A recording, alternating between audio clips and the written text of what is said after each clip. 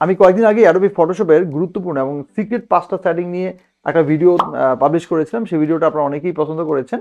তো আজকের ভিডিওটা হচ্ছে অ্যাডোবি ইলাস্ট্রেটরের সিক্রেট বা গুরুত্বপূর্ণ 5টা সেটিং নিয়ে তৈরি করেছি, এবং এই ভিডিওটা আপনাদের জন্য একইভাবে অনেক বেশি গুরুত্বপূর্ণ হবে। যারা ফটোশপ ভিডিওটা মিস করেছেন তারা অবশ্যই আই বাটনে ক্লিক করে অথবা ভিডিও ডিসক্রিপশনে চেক করে সেখান থেকে লিঙ্ক ক্লিক করে সেখান থেকে দেখে নিতে পারেন। আর আজকে ভিডিওটা আমি একইভাবে ফটোশপের মতো করি, যে ইলাস্ট্রেটরের যে গুরুত্বপূর্ণ সেটিংগুলো থাকে, যে সেটিংগুলো আমাদের অনেক বেশি অ্যাডভান্টেজ দিবে বা আমাদের কাজকে সহজ করবে বা ইলাস্ট্রেটরকে আপনি আরও বেশি হ্যান্ডি বা ইউজফুল করতে পারেন এই সেটিংগুলো অ্যানেবলের মাধ্যমে। সো এই 5টা সেটিং আপনার জানাটা খুবই গুরুত্বপূর্ণ বা খুবই দরকার। ভিডিওটা আপনি যদি পুরোটা দেখেন তাহলে আপনি নিজেই বুঝে যাবেন যে সেটিংগুলো আপনার কতটা জরুরি ছিল, বা আপনি যদি অ্যানেবল করে না থাকেন বা এই সেটিংগুলো যদি আপনি কখনোই না ইউজ করে থাকেন তাহলে অবশ্যই আপনি এই ভিডিও দেখার পর ইউজ করতে বাধ্য হবেন বা ইউজ আপনি করবেন। তো আপনাদের জন্য একটা ছোট অ্যানাউন্সমেন্ট, সেটা হচ্ছে যারা আমার সাথে গ্রাফিক ডিজাইন শিখতে চান বা গ্রাফিক ডিজাইন শিখে যারা ফ্রিল্যান্সিং করতে চান বা ক্যারিয়ার বিল্ড করতে চান এই সেক্টরে, তারা আমার সাথে আমার লাইভ ক্লাসে যুক্ত হতে পারেন। আমার 17তম ব্যাচের রেজিস্ট্রেশন চলছে, এবং এই ব্যাচে যুক্ত হয়ে গেলে আপনি হয়তো গ্রাফিক ডিজাইন নিয়ে একদম A to Z শিখতে পারবেন, একদম পরিপূর্ণভাবে মার্কেট প্লেসে কাজ করার জন্য একজন মানে স্কিল পারসন হিসেবে আপনি নিজেকে তৈরি করতে পারেন ইনশাআল্লাহ। তো চলুন সরাসরি আজকের আলোচনায় ফিরে যাওয়া যাক।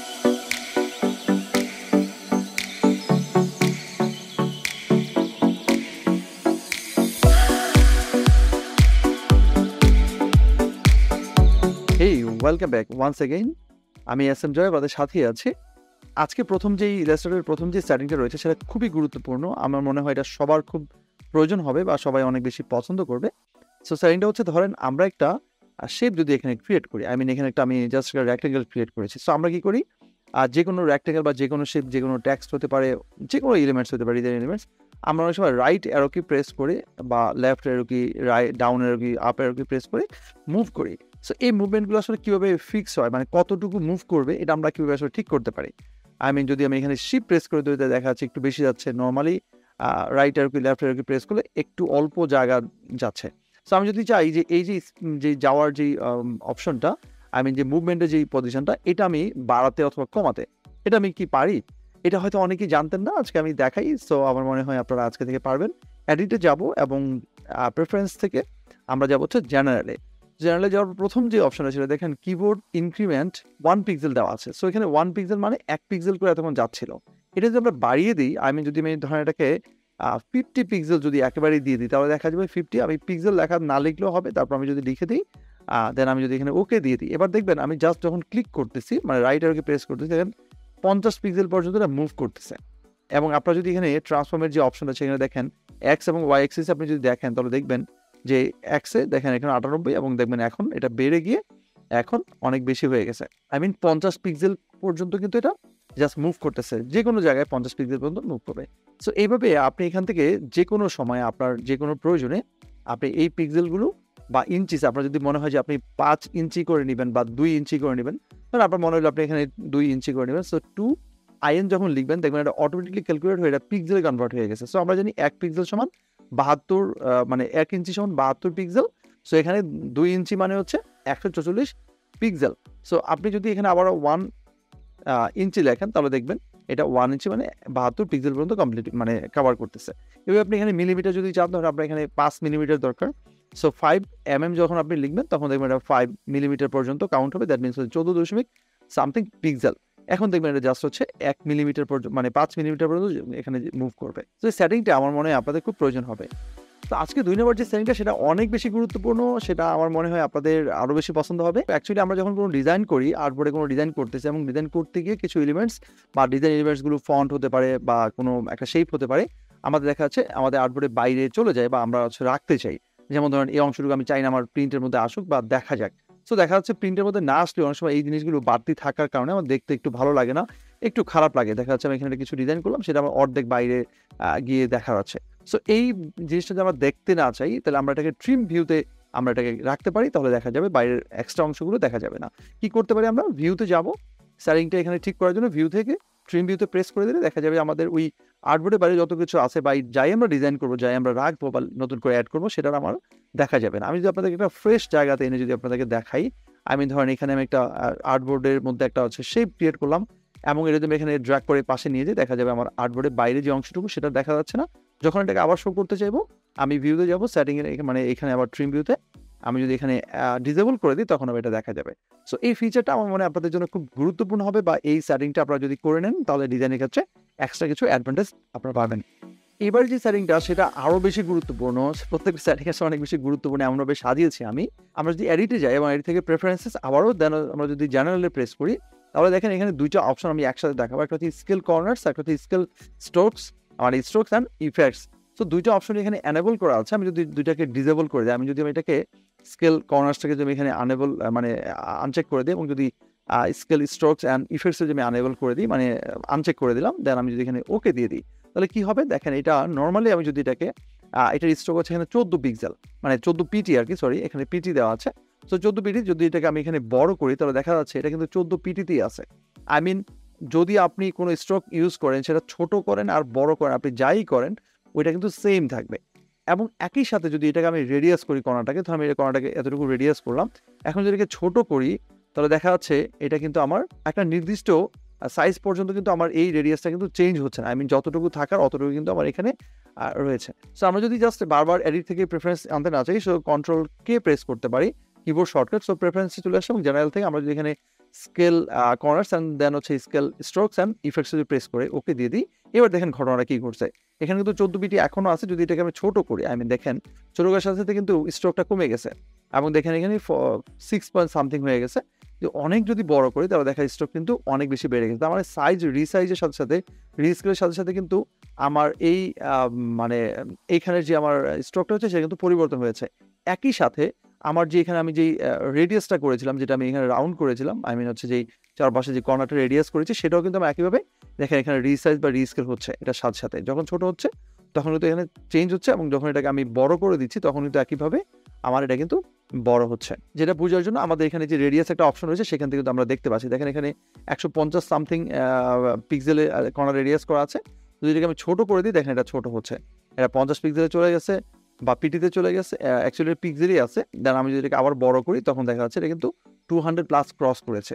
এবারে সেটিংটা হচ্ছে selection anchor display. I mean আমরা যদি ধরেন এখানে নর্মাল যদি প্যান টুল দিয়ে কিছু করতে চাই, দেখেন একটা অপশন সিলেক্ট করলাম, সো খুবই ছোট করে আমাদের এই অ্যাঙ্কর পয়েন্টগুলো দেখা যাচ্ছে। অ্যাঙ্কর পয়েন্টগুলো যদি আমি বড় করতে চাই, শুধু বড় না, এখানে আর কিছু ফাংশন আমি চেঞ্জ করতে চাই, অনেক সময় দেখা যাচ্ছে আমরা যদি ল্যাপটপে কাজ করি স্ক্রিন খুবই ছোট এবং এই অ্যাঙ্করগুলো আমরা সিলেক্ট করতে পারি না, বা প্যান টুল দিয়ে কাজ করতে গেলে অনেক বেশি এক্সট্রা জুম করতে হয়, বা দেখা যাচ্ছে আমাদের এটা কোনো আমরা ক্যাচ করতে পারতেছি না বা এখানে পয়েন্টগুলো সিলেক্ট করতে পারতেছি না। তখন আমরা কি করতে পারি, এটার জন্য আমরা আবারও যাবো হচ্ছে এডিটে বা হচ্ছে কন্ট্রোল কে প্রেস করে প্রেফারেন্স ডিরেক্টলি নিয়ে আসতে পারি। এখন তো একটু স্মার্ট হয়েছি, সো আমরা ইজিলি নিয়ে আসতে পারি। এখান থেকে আমরা সিলেকশন অ্যান্ড অ্যাঙ্কর ডিসপ্লেতে যদি যাই, দেন দেখেন নিচে কিছু অপশন আমরা পাচ্ছি। এই পার্টটা শুধুমাত্র আমরা এই অ্যাঙ্কর পয়েন্ট নেমে বেসিক্যালি এখানে কাজ করবে। এখানে দেখেন প্রথম হচ্ছে সাইজটাকে আপনি বাড়াতে পারবেন। যদি আপনি এখানে ম্যাক্সিমাম সাইজটা দিয়ে দেন, ধরেন আমি এখানে একদম সর্বোচ্চ দিয়ে দিই, তাহলে কি হয় দেখেন একদম অনেক মোটা মোটা বা বড় বড় করে অ্যাঙ্কর ডিসপ্লে মানে অ্যাঙ্কর পয়েন্টগুলো কিন্তু দেখা যাচ্ছে। আবার আমি কন্ট্রোল কে প্রেস করি, এখানে দেখেন আমরা যদি এটাতে যাই, এখানে একটা অপশন রয়েছে দেখেন এই যে এখানে হ্যান্ডেল স্টাইল, আই মিন যে হ্যান্ডেলগুলো রয়েছে স্টাইলটা হচ্ছে এরকম দেখা যাবে, এটা হচ্ছে ফাঁকা দেখা যাবে, মানে এটা হচ্ছে একদম বৃত্তর মতো থাকবে, আর এটা হচ্ছে এখানে ফাঁকা থাকবে। দেখেন এখন ভিতরে বৃত্ত, ওকে দিলে দেখেন এটা ফাঁকা হয়ে যাচ্ছে, একটা ব্ল্যাঙ্ক বা একটা সার্কেলের মতো দেখা যাচ্ছে। সো এই জিনিসটা আপনি এখানে চেঞ্জ করতে পারেন। এবার মজার যে বিষয়টা এখানে আমি আপনাদেরকে দেখাতে চাই সেটা হচ্ছে সাইজটা তো এখান থেকে আমরা চেঞ্জ করতে পারতেছি ইচ্ছে মতো, বড় ছোট করতে পারতেছি। নিচে একটা অপশন রয়েছে show handles when multiple selection আর অ্যাঙ্করস আর সিলেক্টেড। যখন আপনি মাল্টিপল অ্যাঙ্কর পয়েন্ট সিলেক্ট করবেন তখন হ্যান্ডেলটা শো করবে। এটা আমি আনচেক করা অবস্থায় আপনাদেরকে প্রথমে দেখাই। ধরেন আমি এখানে এই অ্যাঙ্কর পয়েন্ট সিলেক্ট করলাম, শিফট প্রেস করে একটা সিলেক্ট করলাম, দেখেন এখন কিন্তু একটাও শো করে নাই, শো করছে কোনগুলো যেগুলো আমি সিলেক্ট করি নাই। উল্টা যখন একটাতে ক্লিক করবো তখন আমার অ্যাঙ্কর পয়েন্টটা সিলেক্ট করে, মানে এটা সিলেক্ট হচ্ছে হ্যান্ডেলটা অ্যাঙ্কর পয়েন্টের।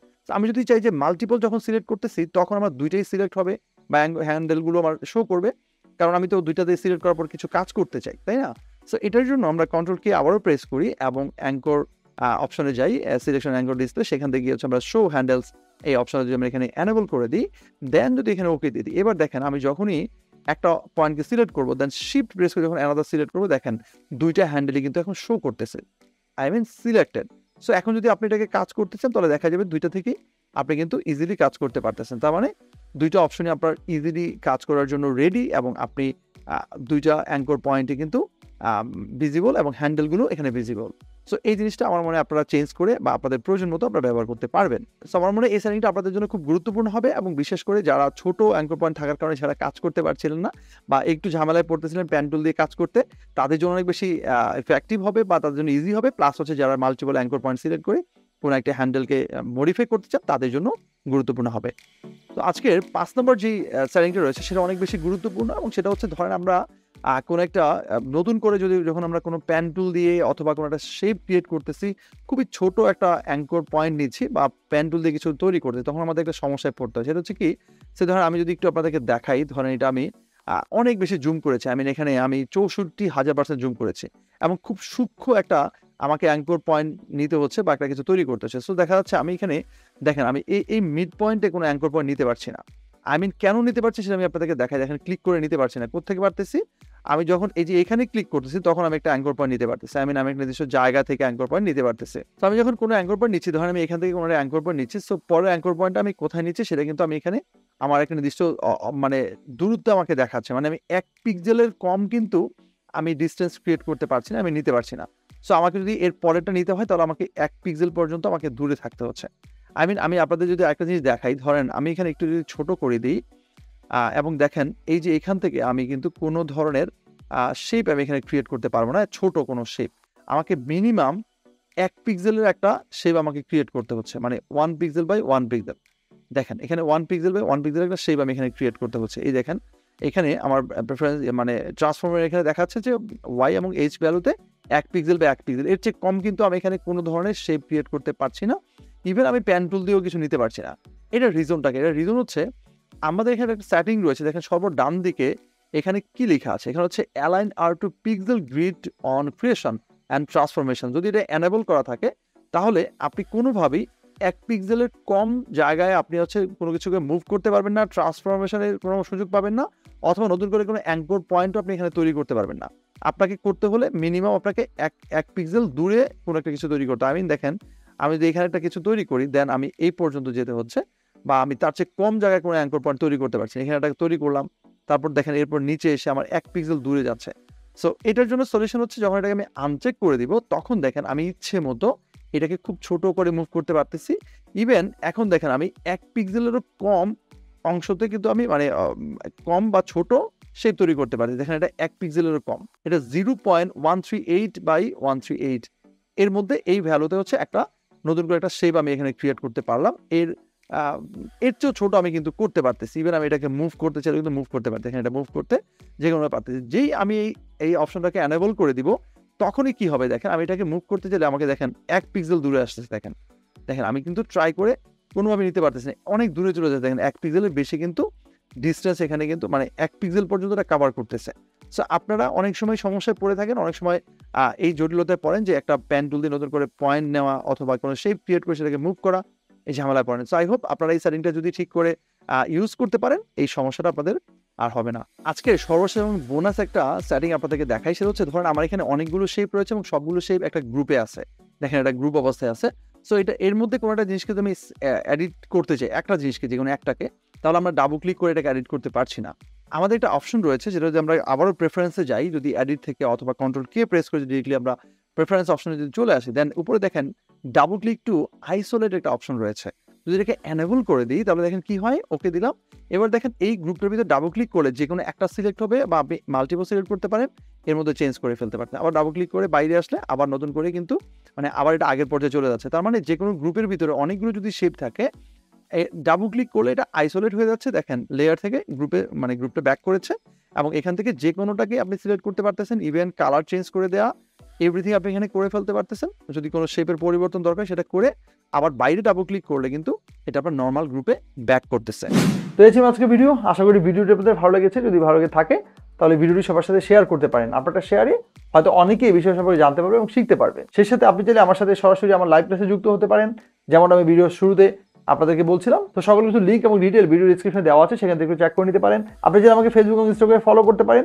চাইলে আপনি আমাদের সাথে আমাদের সাপোর্ট গ্রুপে যুক্ত হতে পারেন, সেখান থেকে আপনি নিজে যা জানেন সেটা আপনি জানাতে পারেন, এবং আপনি যেটা জানেন না সেই জিনিসটা আপনি জেনে নিতে পারেন। দেখা হবে পরবর্তী কোনো ভিডিওতে। সেই পর্যন্ত ভালো থাকুন, সুস্থ থাকুন এবং নিরাপদে থাকুন। আজকের মতো আমি সাইন আউট করছি। আল্লাহ হাফেজ।